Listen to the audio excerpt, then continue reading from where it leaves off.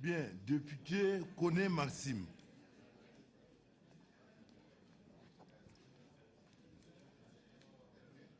Voilà. Merci, Excellence, Monsieur le Président. Alors, je crois que il y a eu beaucoup de polémiques, j'allais dire sans objet, mais je crois que je voudrais de manière particulière saluer, n'est-ce pas, cet acte hautement patriotique de notre auguste Assemblée. Parce que nous sommes en phase avec les aspirations profondes de notre peuple qui voulait de la lumière, qui voulait l'équité sur la spéculation foncière. Donc, en cela, je crois que nous avons fait œuvre utile. Ensuite, je voudrais poser une question toute simple. Depuis le matin, en huis clos, nous avons fait des débats sur un certain nombre de sociétés immobilières. Alors, il est ressorti que, comme argument, et ces sociétés ont dit que leurs sièges ont été vandalisés lors de l'insurrection. Et quel argument nous allons opposer, n'est-ce pas, à cette, je dirais, à cette défense très faciliste. Il faudrait qu'on se prépare. Si on dit on est venu tout brûler, c'est pourquoi nous n'avons pas les papiers. Il faudrait qu'on se prépare à avoir la réponse nécessaire à cette question. Donc je voudrais que la commission puisse réfléchir sur cette question. En même temps, je voudrais profiter, bon, je n'allais pas parler de ça, mais comme Palinfo a parlé, je crois que c'est un acte de rupture. Nous avons prouvé que rien ne sera plus comme avant dans ce pays. Ceux qui doutaient encore de notre volonté de tourner la page et d'aller vers la bonne gouvernance, ils ont eu la preuve. Donc c'est pour dire à Palinfo que vous pouvez patienter encore 20 ans. Voilà, merci. Bien. Député Bunkourou. S'il vous plaît, le député Bunkourou, c'est ici.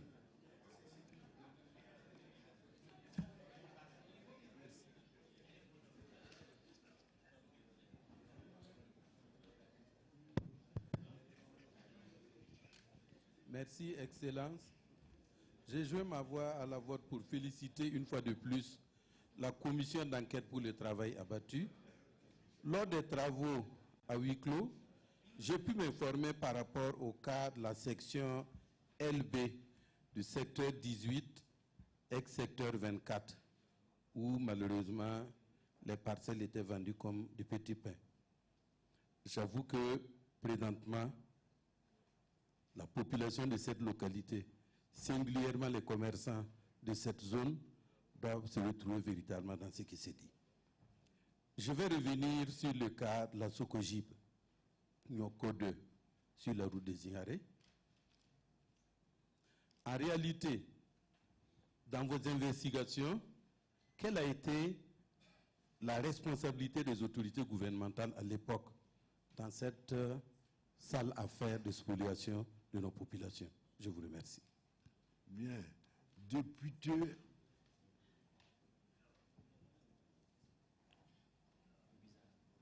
Koubizara.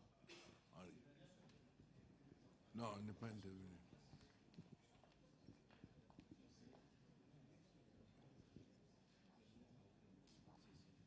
Bien, merci. Je crois que, comme les uns et les autres l'ont si bien dit, à travers cette enquête-là, nos populations vont en tout cas sentir venir la justice. Alors, c'est pour cela que dans le rapport, j'ai entendu parler du cas de Yako à travers justement le PDS. Je crois que ça interpelle les uns et les autres. Nous avons vu que le gouvernement sortant de la transition avait demandé un audit justement du gouvernement. Il serait bon qu'il y ait aussi un audit au niveau donc de tous ces PDS-là. Certainement, on trouvera beaucoup d'autres abus comme ce qui s'est passé à Yako. Et à travers les résultats de cette enquête, je crois qu'on se rend compte que on a été visionnaire en adoptant pendant les sessions extraordinaires la loi sur le foncier. On a vu que justement nos populations étaient véritablement grigées. Et les caisses de l'État aussi ont perdu énormément. Donc cette enquête-là vient nous fortifier dans le vote donc, de cette loi-là.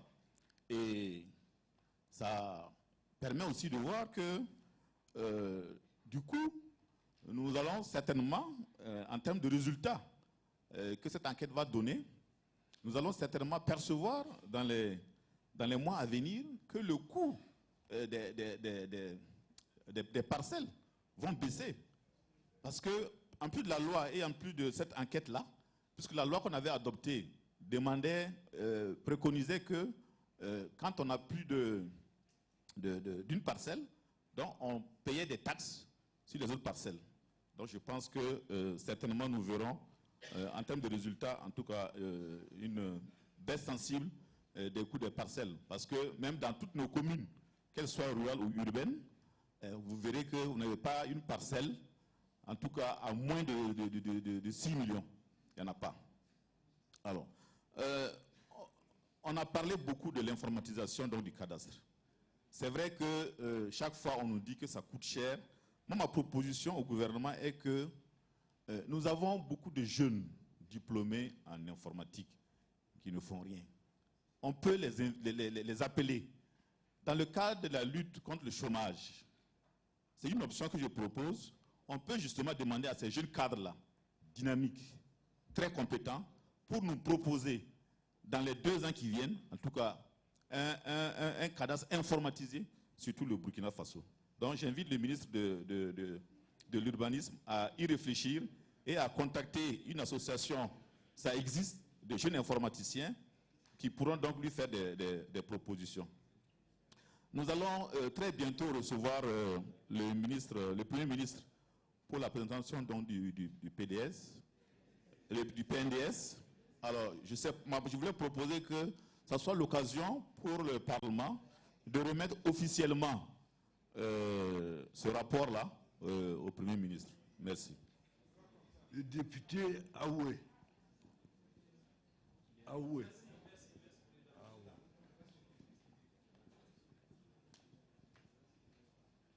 Merci, j'allais dire que tout a été dit, mais je voulais...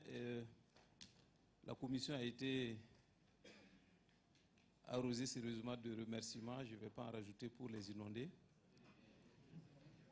Je veux simplement demander à la commission, dans son esprit, d'aller jusqu'au bout, dans son esprit de clarté. Beaucoup l'ont dit ici, il faut mettre... vous avez décidé donc, nous avons décidé de mettre les noms, il faut mettre tous les noms de tous ceux qui ont été impliqués dans ces opérations frauduleuses. Ça, c'est le premier constat. Secondo, d'autres l'ont dit également, beaucoup de populations attendent toujours et attendaient ce rapport. Mais je suis sûr qu'à la sortie, il y a beaucoup qui vont rester en tout cas sur leur soif. Je pense particulièrement aux populations de l'ex-arrondissement 5, l'arrondissement 5, ex-arrondissement de Bordeaux, où beaucoup de citoyens ont contribué et jusqu'à ce jour n'ont pas été attributaires. C'est une situation quand même assez sérieuse dans cet arrondissement. Vous avez fait cas des promoteurs, de l'homologation des prix par les promoteurs immobiliers, c'est très bien. Mais de ce jour, beaucoup de particuliers exercent dans ce domaine plus que les promoteurs immobiliers même. Et je voudrais qu'on suggère au gouvernement, dans le rapport, afin que le gouvernement explore la possibilité d'encadrer les prix de revente des parcelles pour éviter la flambée que nous constatons actuellement. Je vous remercie. Bien, député Sanou Léonce.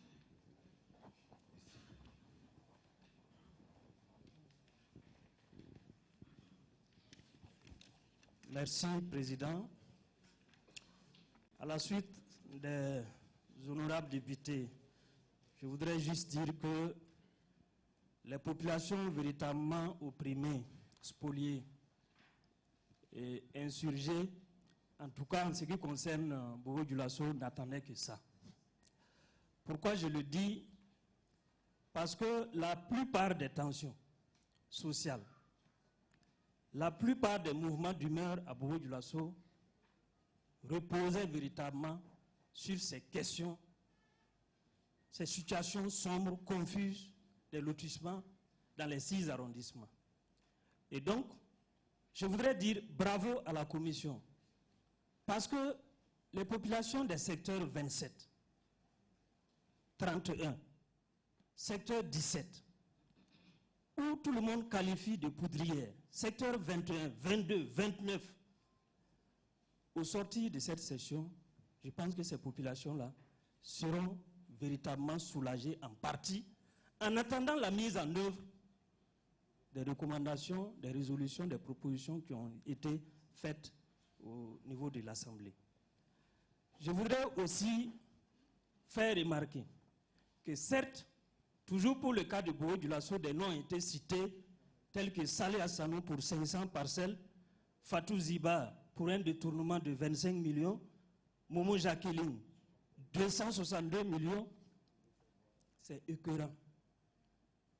Et surtout des services techniques, Zoromé et son complice. Et donc, moi je voudrais dire que c'est bien, ces noms ont été cités, mais il y a certainement des noms que le rapport, qu'on pourra trouver dans les détails du rapport. Et je voudrais lancer un appel véritablement à la justice.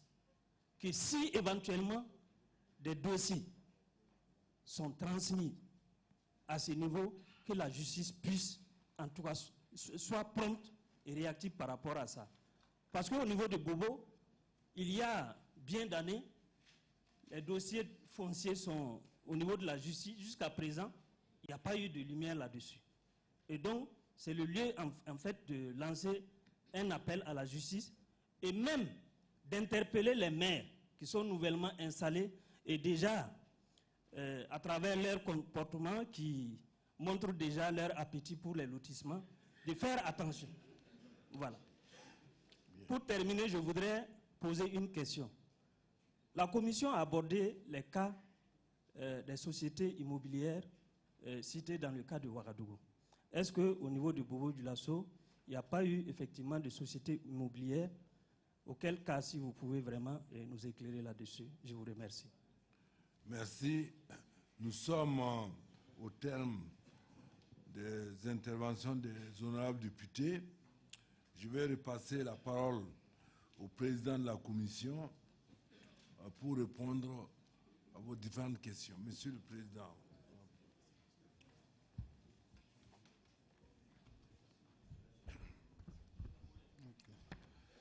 Résumez-vous. Merci bien, Excellence, Monsieur le Président de l'Assemblée. Merci bien, chers collègues. Merci en tout cas pour toutes vos félicitations à la commission que j'ai eu l'honneur de présider 3 mois durant. Je vous remercie pour ces chaleureuses félicitations. Donc, permettez-moi, dans cette logique, en tout cas, de présenter les membres de la commission, parce que le travail, ce n'est pas le président seul. J'ai eu l'honneur de travailler avec ce que je pourrais qualifier de dignes fils du Burkina Faso. Et je commence par celle que nous appelons notre dame de fer, parce que c'est la seule dame de la commission, mais elle a tenu parmi 9 garçons. Je vous assure que Madame Maréchal Ilboudo Marie-Laurence, membre de la commission. Merci. Nous avons le rapporteur général, M. Issa Bari. Voilà. Le rapporteur adjoint, M. Marc Zungrana, honorable. Il y a celui qui nous a protégé, le Nem Nava, face aux attaques mystiques. Nous avons l'honorable député, mon cher ami Semboro Daouda. Voilà. Honorable député Konaté Hervé, déplacé. Honorable député Gondé Lassina, je ne sais pas s'il est à côté. Voilà. Et il y a le doyen qui s'est excusé, je crois, qui est en déplacement. Le doyen, en tout cas, de la commission, un des doyens de l'Assemblée, l'honorable député Wendy Ele Sawadogo. Participer à la commission. En tout cas, merci beaucoup pour vos... C'est un bobo. Comprenez-moi pourquoi j'oublie. D'accord. L'honorable député Nabié Nimaye. Voilà. Merci. Oui, bien sûr. Voilà. Moi-même, député Bouraïma Bari, président donc de la commission. Merci. Merci. En tout cas, merci pour vos chaleureuses félicitations. Merci beaucoup. Pour ce qui concerne les questions que vous avez posées, merci en tout cas pour la pertinence donc, des questions. Je vais commencer à un honorable qui a demandé le terrain de Zida. Je pense que je tiens à préciser ici la synthèse, ça veut dire que j'ai faite, compte rendu que j'ai fait. Il s'agit d'une synthèse qui reprend les grands points et les irrégularités vraiment criardes. Là où il y avait de grosses, que nous appelons les cas emblématiques. Donc, sinon, dans le rapport détaillé, qui fait environ 300 pages, avec les choses, on a un gros rapport où on a tous ces cas. Et à la page 35, vous allez bien voir, constat, vente d'une partie de la section 588 à l'ex-premier ministre Yacouba Isaac Zida, superficie d'environ 7000 m². Voilà. Nous avons appris par voie de presse qu'il a restitué du terrain, mais nous avons tenu à le mentionner, voilà, et à demander en tout cas de reclasser, parce qu'il s'agit de la bande verte. Quand on a dit morcellement de la bande verte de Ouaga 2000, le terrain attribué au Premier ministre Zida faisait partie donc de cette bande verte morcelée. Donc dans l'une de nos recommandations, nous avons demandé de reclasser, donc retirer ces terrains et les reclasser au domaine public. Voilà. Donc à ce niveau, je crois que je voulais préciser. Pour verrouiller l'accaparement des terres, nous avons proposé également des propositions de loi que nous allons bientôt soumettre donc aux honorables députés. Nous allons bien les peaufiner. Et nous avons comme première proposition de loi la relecture de la loi 057-2008 portant promotion immobilière au Burkina Faso. Et pour inclure les éléments suivants, ce que nous proposons désormais, l'obtention préalable d'un titre foncier avant le début de l'aménagement d'un site. Parce que ce que nous avons constaté, beaucoup de promoteurs immobiliers détiennent des sites, ils n'ont pas de titre foncier, ils aménagent et même commercialisent. Or, pour obtenir le titre foncier, puisqu'il faut payer des droits et taxes, ce qui fait qu'il y a des pertes fiscales à ce niveau. Donc, nous tenons à ce que cette disposition soit inclue donc, dans le nouveau dispositif législatif. Il y a la condition sine qua non de mise en valeur intégrale pour résoudre la préoccupation d'un député qui disait effectivement qu'il y avait le problème donc, de viabilisation et autres. Donc, nous recommandons, nous allons procéder à la relecture de cette loi, proposer en tout cas à la relecture, pour qu'on intègre le fait que pour acquérir un nouveau site, il faut que le promoteur mette en valeur de façon intégrale.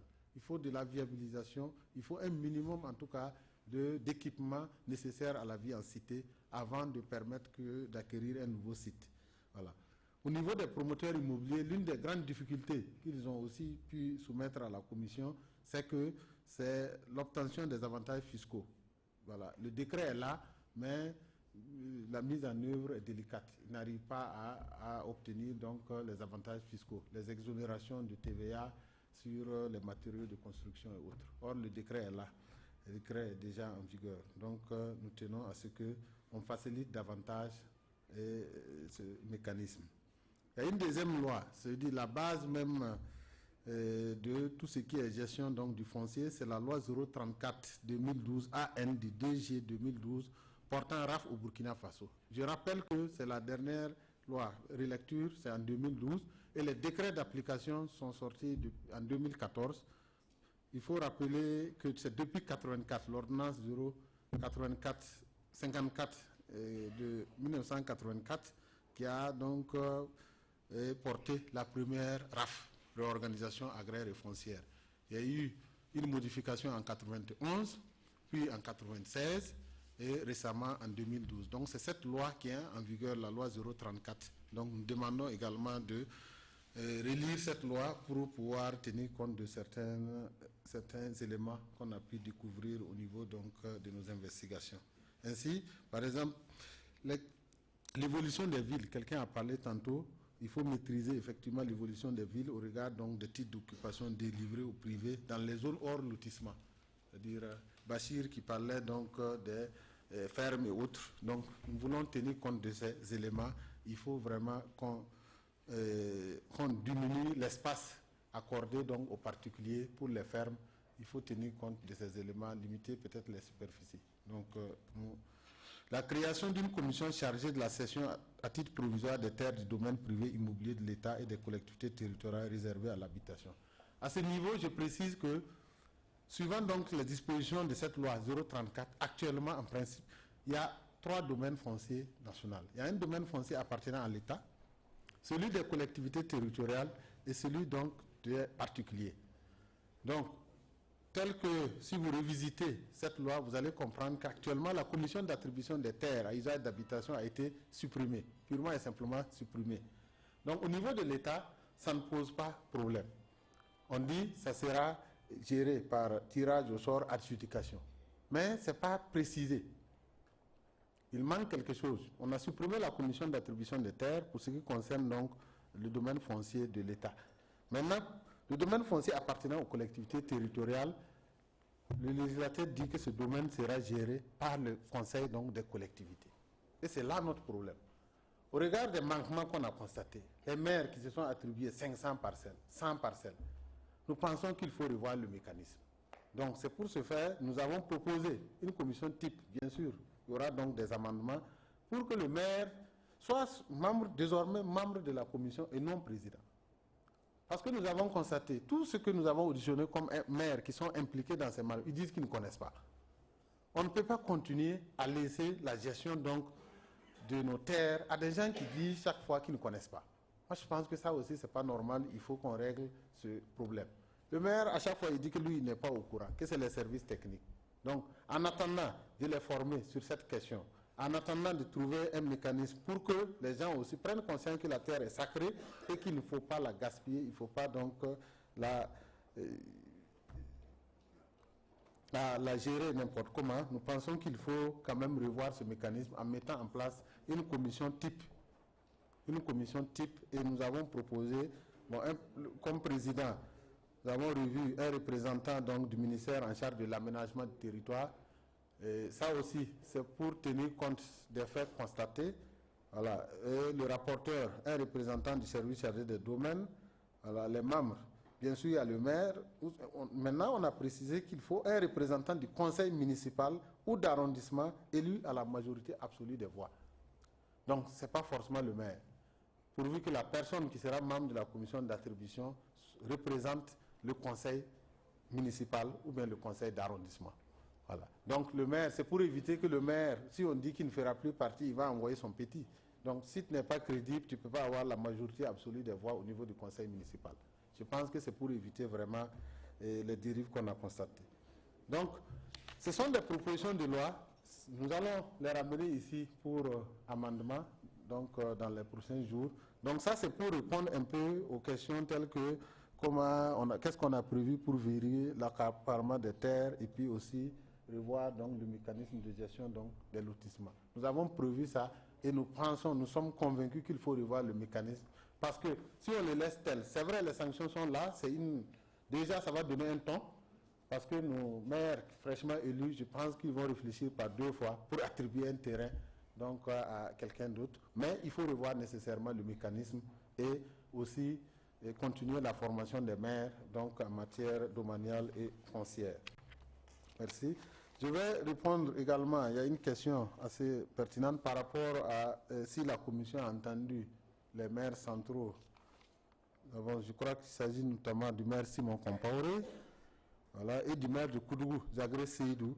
Je le dis bien, la commission a bel et bien entendu le maire, je dis bien le maire Simon Compaoré, parce qu'il est venu devant la commission, il a été convoqué en tant qu'ex-maire de la commune de Ouagadougou, pas en tant que ministre d'État. Nous l'avons auditionné et comme vous tous le savez, la commission représente, tous les groupes parlementaires sont représentés, ils étaient là, on l'a posé donc toutes les questions nécessaires pour comprendre sa gestion en matière de lotissement, des espaces verts. Mais j'avoue qu'on n'a pas pu retenir quelque chose contre lui.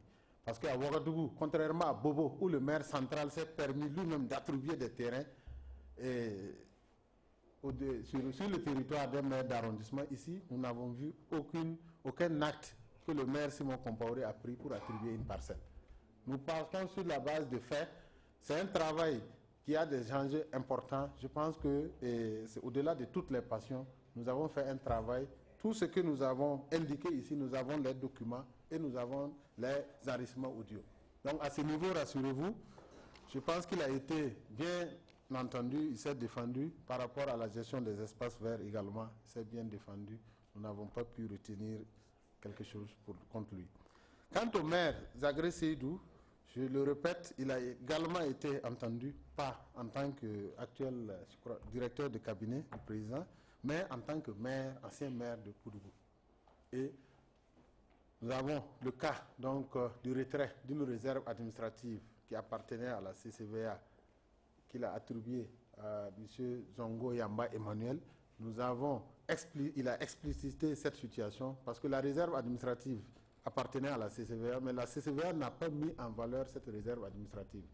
On l'a attribuée dans les années 90 jusqu'en 2008, il n'y a pas eu de mise en valeur. Donc, ils étaient hors de l'aide de mise en valeur. En plus, la CCVA, qui était une structure publique, a été privatisée par la suite.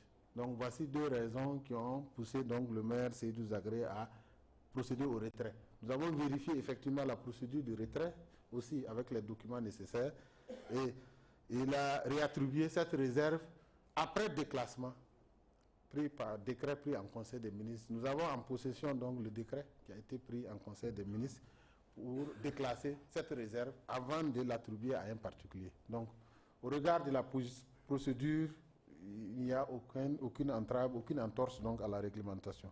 Quant au fameux problème du verger du vieux, nous avons écouté le vieux lui-même, qui a dit, effectivement, il a amené l'ordonnance de justice, qui a déjà tranché le problème. Le vieux a l'ordonnance, donc étant entendu que la justice est déjà prononcée, la commission n'est plus habilitée à poser des questions sur ce problème de verger. Donc à ce niveau, je pense que c'est clair et c'est net.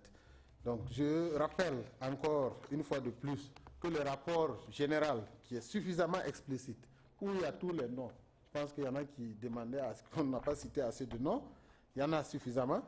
Et il y a l'ex-maire, l'arrondissement 9, Constant Ouedraogo, il y en a plein. Donc ce rapport général est à votre disposition. Le rapport, puisque la plénière a autorisé sa publication, donc il est à la disposition du peuple burkinabé. Voilà. Donc nous avons présenté juste un rapport de synthèse, mais dans le rapport global, vous avez tous les éléments nécessaires, en tout cas, qui vont vous expliquer davantage. Je pense, on parlait encore... voilà, je pense avoir répondu un peu. Voilà, il y a des sociétés que j'ai eu à citer, certainement sans citer de nom. Gelpage Imo, ça c'est Zungrana Alain, c'est bien détaillé dans le rapport général. BTM, c'est Kaboré Ariette. Voilà, donc à ce niveau, je pense qu'il n'y a pas de problème, c'est clair et c'est net. Au niveau du problème donc des morcellement des autres réserves, à Ouaga, bien sûr, il y a un nombre incalculable donc, de réserves, d'espaces verts qui ont été morcelés. Nous avons dit qu'il y a au moins 642 parcelles qu'on a pu dénombrer à l'issue de ces morcellements. Nous avons parlé du marché de Tanguin parce que c'est un cas emblématique.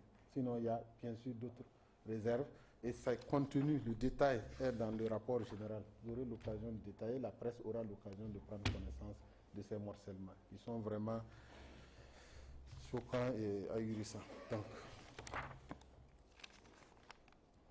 situation des contributions au lotissement au niveau de Bobo. Je pense que nous avons effectivement parlé du cas où nous avons donc des preuves, c'est l'ex-maire Momo Jacqueline avec 262 millions et Madame Ziba avec 23 millions.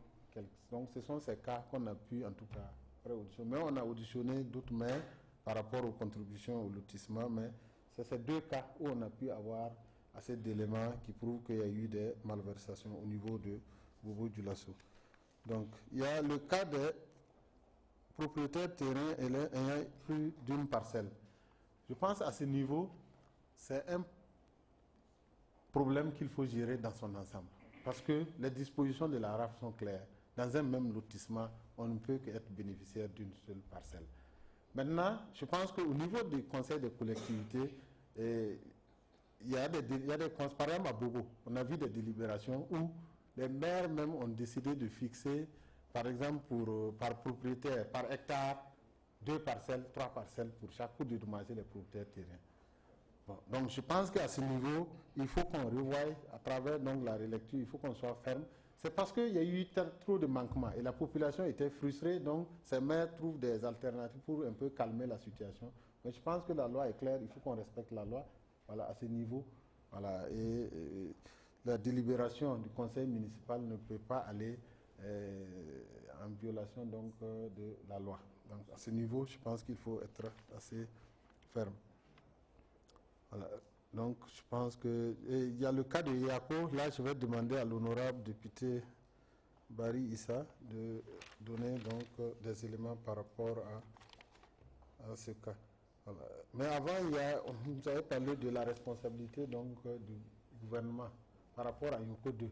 Je pense, comme je le disais, il y a suffisamment de noms. Hein. C'est pas, on a situé. La Socogib a pu contourner les textes grâce à l'appui, donc, notamment des services techniques de l'urbanisme d'alors. Donc, il y a on a cité des noms, il y a l'actuel même, pour les gens qui peut-être qui pensent qu'on n'a pas suffisamment cité de noms, il y a l'actuel secrétaire général du ministère en charge de l'urbanisme, M. Léon Toué Paul.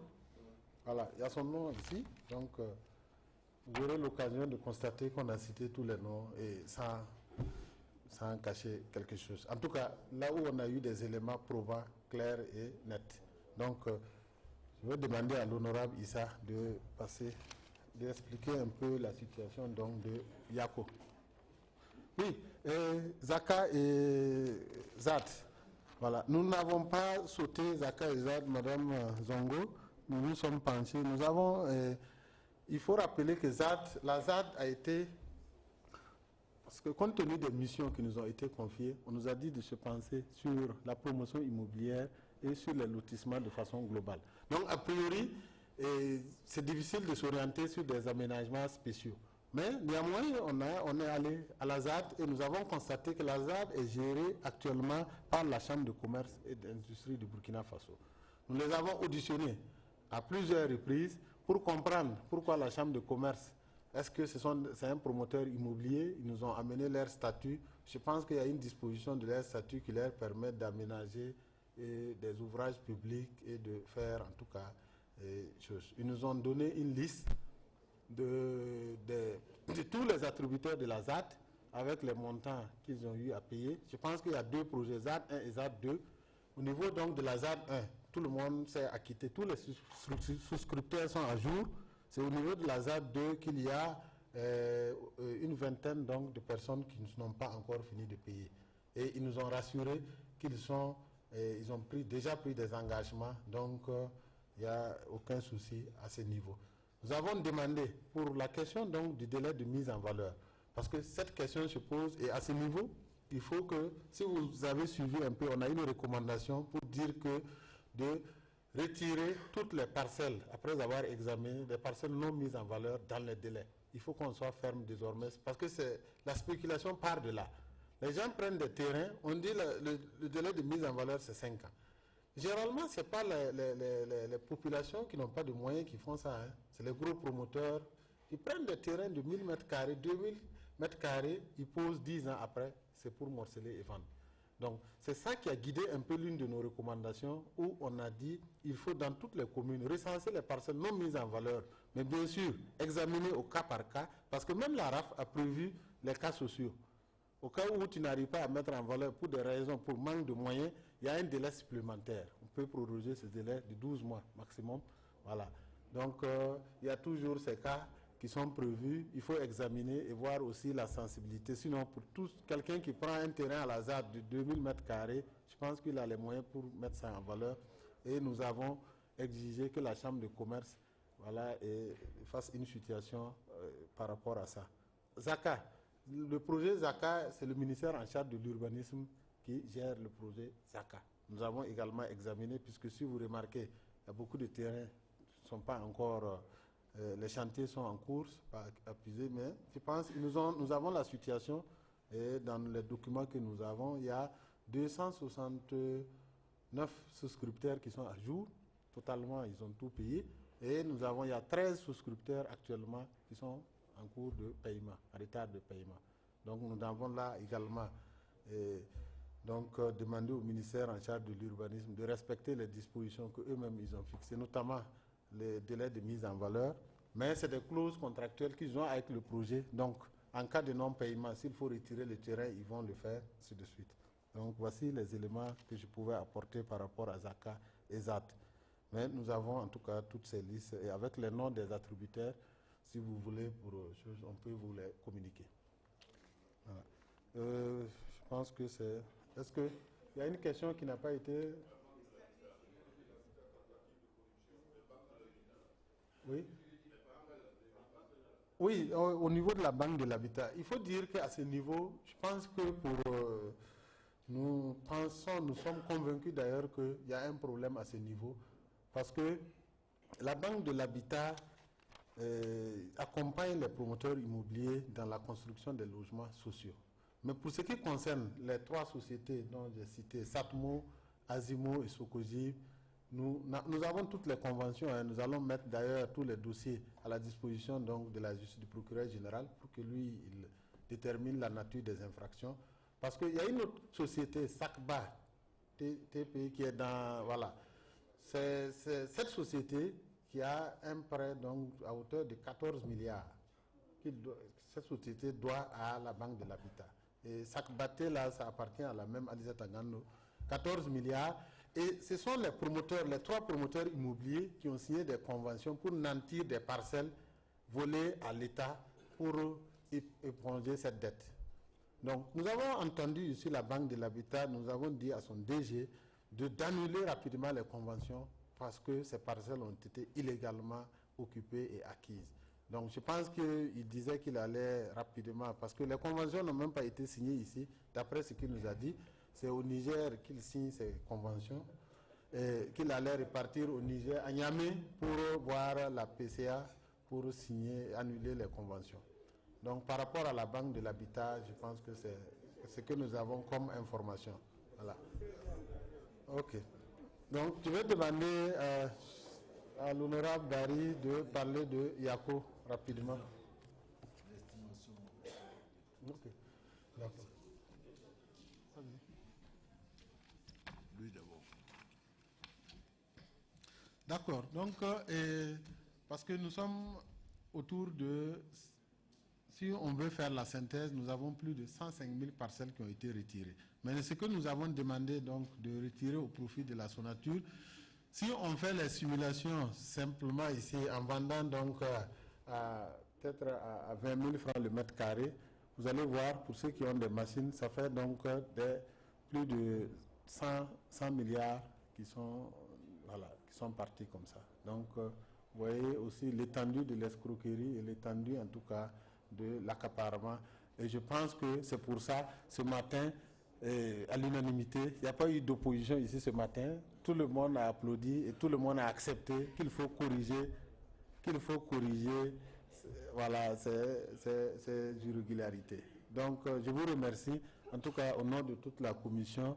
Voilà, je vais demander à Barry d'apporter quelques précisions pour le cas de Yako.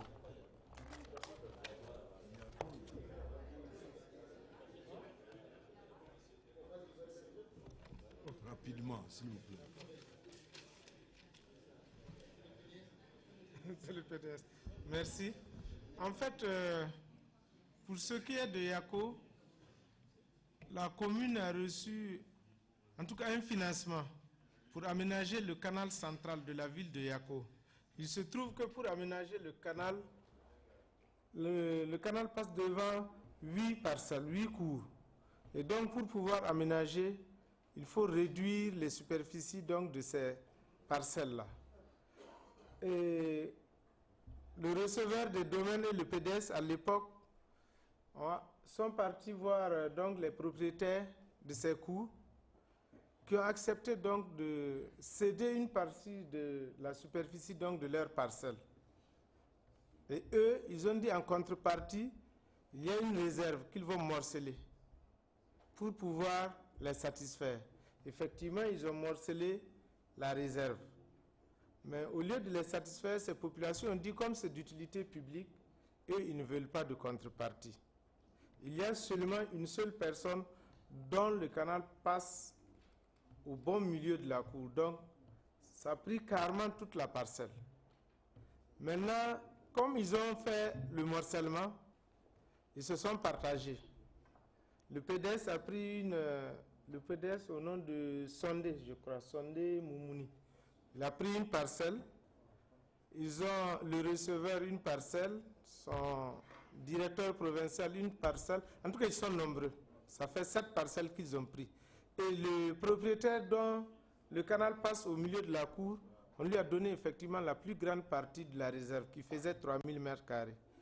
Donc, quand on a approché le receveur pour pouvoir comprendre, on s'est rendu compte qu'en fait, ils se sont bien entendus. Et c'est au moment où il était interdit de faire des attributions, des aménagements, parce que c'est en suspension. Donc, ils se sont entendus, ils ont morcelé donc le terrain et ils se l'ont partagé. En fait, voilà le problème qu'il y a à Yako. Mais la commission a pris soin de dire, donc, de prendre des mesures urgentes de conservation, donc pour qu'ils ne puissent pas avoir d'investissement sur la réserve morcelée, mais toutefois de trouver quand même comment dédommager M. Raphaël Nanema, c'est ça, qui a perdu sa parcelle pour que le canal puisse y passer. Donc c'était un peu... Voilà, et la parcelle de Nanema, par où passe le canal, le PDS s'est permis de se l'octroyer encore. Donc à lui seul, il a 2 parcelles. Et quand on est parti faire la visite de terrain, on s'est rendu compte qu'il a déjà aménagé, puisque c'est au bord du goudron. C'est juste en face de la gendarmerie. Donc il a aménagé le terrain et il a laissé le canal là au bon milieu. Il espère peut-être construire de part et d'autre et puis mettre des dalles pour pouvoir passer. Donc voilà un peu la situation à Yako. Merci. Bien, merci honorable député. Nous sommes au terme donc de la restitution publique du rapport de la commission. Je voudrais remercier et féliciter l'ensemble des honorables députés, l'ensemble des groupes parlementaires qui ont contribué à nous faire avancer d'un pas sur la gestion du foncier. Effectivement, certaines questions n'ont pas encore trouvé de réponse dans le cadre de cette enquête. Mais il nous revient de faire la veille d'abord pour que les différentes recommandations qui seront transmises dès demain matin au gouvernement puissent être exécutées par le gouvernement. Deuxièmement, au cours de cette enquête, il s'est avéré que le dispositif législatif actuel est insuffisant pour prendre en charge cette question de la gestion foncière. Donc il va falloir, dans les mois à venir, légiférer à nouveau pour mettre en place des mécanismes pour assurer non seulement la transparence, mais l'équité dans les lotissements. Et surtout revoir les structures habilitées à faire des lotissements ou à distribuer des parcelles en fonction donc des composantes sociales présentes sur le terrain. Et ce mécanisme-là, nous devons en discuter à l'Assemblée pour voir quel est le meilleur chemin pour que désormais une seule personne ne puisse pas s'accaparer du mécanisme et d'en faire son affaire personnelle. Donc ça, c'est important. La troisième dimension, les députés Kadia Zongo et Zoumara ont été les premiers à citer, il nous faut nécessairement un cadastre.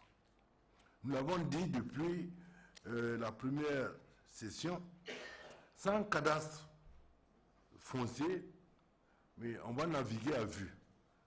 Et cela permet effectivement des cumuls de parcelles, parce que je suis convaincu que s'il y avait un cadastre, mais le nombre de parcelles que nous avons retirées aujourd'hui pouvait tripler. Parce qu'il y a ceux qui, nonobstant les dispositions législatives, ont à eux seuls 5-10 parcelles, sans compter leurs cousins, leurs neveux et même leurs moutons, dans certains cas.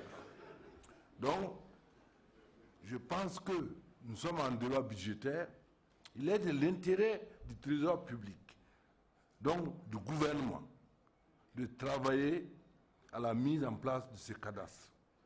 Et l'opération que nous venons de mener va donner des recettes au trésor public. Moi, je pense qu'une partie des sommes qui vont être recouvrées peut servir à mettre ce cadastre-là en place dans les 2 plus grandes villes en attendant de l'étendre à l'ensemble du pays. Donc aujourd'hui, nous allons encore, lors du débat budgétaire, revenir sur la nécessité de construire ce cadastre urbain.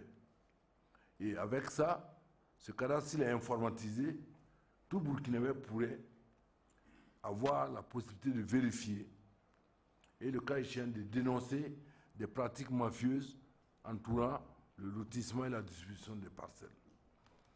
Bien entendu, au niveau des hommes chargés donc, de la gestion du foncier, il va falloir effectivement que tous les syndicats puissent rendre gorge parce que, comme je le disais au début, beaucoup se présentent aux élections communales rien que pour prendre les parcelles. Il faut que cette pratique et cette mentalité cessent. Parce que même certains pensent que c'est vraiment légal. Hein. Ils pensent que quand on devient maire, on devient le roi des terres et des parcelles. On en distribue aux amis, aux cousins, etc., etc. Donc l'un dans l'autre, je voudrais, en votre nom, féliciter encore les membres de la commission, mais féliciter l'ensemble de l'Assemblée. Et dire que le 25 prochain, nous avons à entendre la 2e commission d'enquête parlementaire sur les mines. Là également, j'ai reçu le rapport provisoire et je vous affirme que c'est plus détonnant encore que sur le foncier. Donc, je demande à l'ensemble des députés, en tout cas, de travailler à ce que les biens spoliés de notre peuple reviennent à l'État, à notre peuple, au trésor public.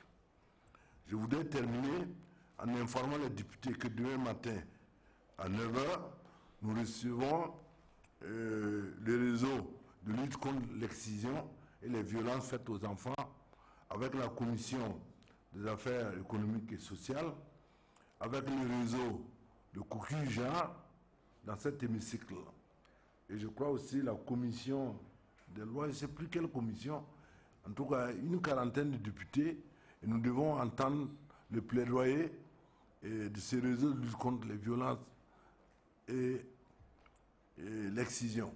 Cela participe de notre contribution à la recherche des moyens pour faire cesser ces violences faites à nos enfants. Donc demain matin, les députés des réseaux donc concernés sont invités à 9h dans cet hémicycle pour écouter les membres du réseau faire leur plaidoyer. Donc je vous remercie tous et je répète que le rapport global sera remis au groupe parlementaire en 2 exemplaires et tout de suite la commission va rencontrer les médias et va remettre aussi quelques exemplaires aux médias pour que cette publication ait tout son sens et que les citoyens puissent avoir accès à travers les médias aux différents aspects de ce rapport. Je vous remercie et je vous souhaite une bonne soirée. La séance est levée. La séance vient de se refermer par les mots du président de l'Assemblée nationale. Je rappelle que ce soir, c'était la commission d'enquête parlementaire sur le foncier urbain qui restituait donc les résultats de ces travaux. On retient clairement qu'au Burkina Faso, dans les centres urbains les plus importants, il y a 105 408 parcelles qu'on a pu retirer, des parcelles qui sont dans l'irrégularité. Et ce sont ainsi plus de 100 milliards de francs CFA qui seront peut-être reversés au trésor public Issa. Oui, c'est exact.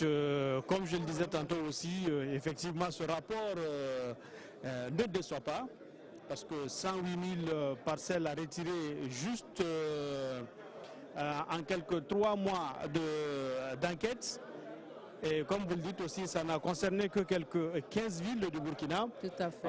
Imaginons l'ampleur en tout cas de la situation si l'on devait globaliser et se retrouver avec les plus de 350 communes que compte le Burkina Faso. Et la commission en tout cas a formulé des recommandations très importantes. La première recommandation qui est la plus importante, c'est la mise en place d'une commission de suivi en tout cas des travaux de cette commission. Et ensuite, il y a un projet de loi que la Commission a proposé, un projet de loi qui va travailler à retirer et à réattribuer les parcelles qui sont dans l'irrégularité. Voilà ce qu'on pouvait dire. Les débats ont été houleux, il y a eu beaucoup d'interventions, il y a eu beaucoup d'apports de la part des députés justement pour féliciter la Commission qui a fait un travail formidable en 3 mois, mais également pour apporter des contributions diverses pour en tout cas améliorer cette question du foncier urbain au Burkina Faso. En tout cas, en attendant de savoir quelle sera la réception que le public tout entier réserve à cette, enfin du moins au résultat de cette commission, il faut dire que tout à l'heure, le président de l'Assemblée nationale a aussi précisé qu'il y a un autre rendez-vous important, le 25 octobre prochain, avec la restitution de l'étude, du moins de la commission d'enquête cette fois sur les mines. Sur les mines, une question également très importante. Merci en tout cas à vous tous d'avoir suivi cette retransmission en direct de la restitution des travaux de la commission d'enquête parlementaire sur le foncier urbain au Burkina Faso, une enquête qui s'est déroulée sur une quinzaine de grandes villes du Burkina Faso en 3 mois et qui a permis en tout cas de conclure que plus de 105 000 parcelles sont dans l'irrégularité au Burkina Faso, dans ces villes, principales villes en tout cas, et qui seront retirées et réattribuées selon les normes. Merci de nous avoir suivis. Issa Lakwande, on va dire au revoir aux téléspectateurs et se dire à bientôt donc.